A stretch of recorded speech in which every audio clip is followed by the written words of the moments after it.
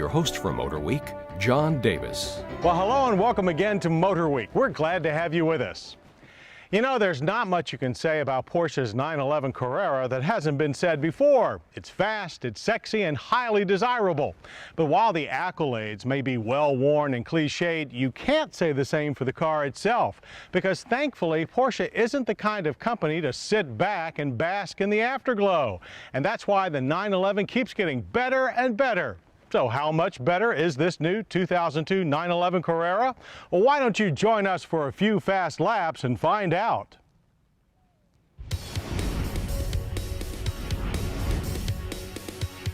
Fast laps around one of our favorite racetracks, Georgia's challenging Roebling Road Raceway.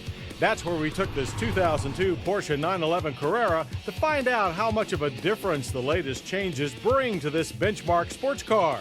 And things are different from the outside to the inside. The changes start up front with a reshaped nose and new high-low beam bi-xenon HID headlamps courtesy of the 911 Turbo.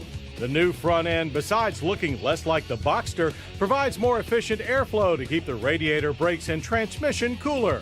Porsche designers also morphed the rear end, widening the quarter panels and fixing oval exhaust pipes, adding still more of the flavor of the 911 Turbo. New slender design 17-inch rims are standard, while these now lighter 18-inch alloys are an option. Inside, the Carrera features a new 3-spoke steering wheel and a modified IP also borrowed from the Turbo.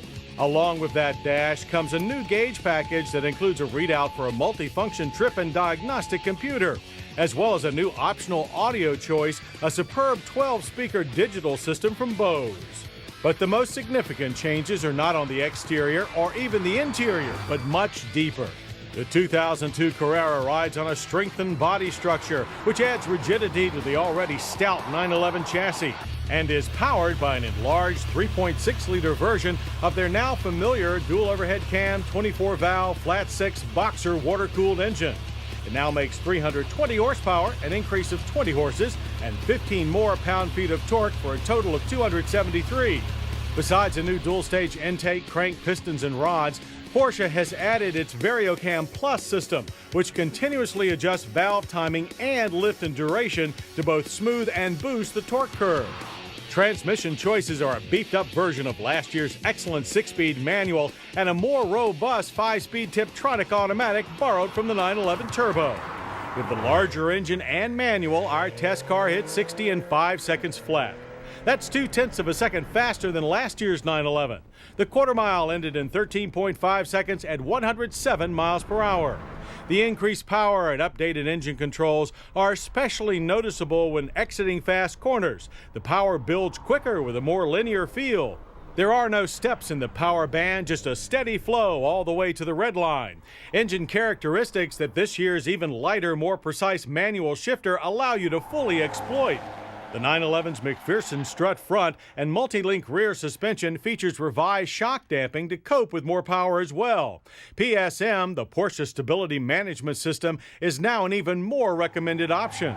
On track, our drivers initially reported a slight increase in front-end push when entering corners. The hydraulic power rack and pinion steering also felt a little softer than before. Once settled in, however, our crew sang the praises of the latest 911's even more balanced feel and improved grip.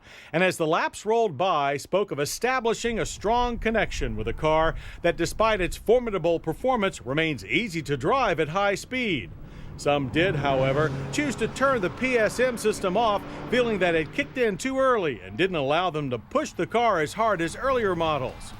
Porsche has long been praised for the quality of its braking systems, and the 2002 911 continues that tradition with 4-wheel ABS-equipped discs derived from the company's GT1 race car. Unfortunately, our test car stoppers were well worn from previous track tests, delivering somewhat longish, for Porsche anyway, stops of 118 feet from 60, with an uncharacteristic vibration in the brake pedal. Still, the sum of the changes made to the 911 result in an even more impressive sports car, which carries an impressive price tag of $67,900. Now that's before you add options like the Bose sound system, 6-disc CD changer, and HID headlights, which boost the price to $71,140.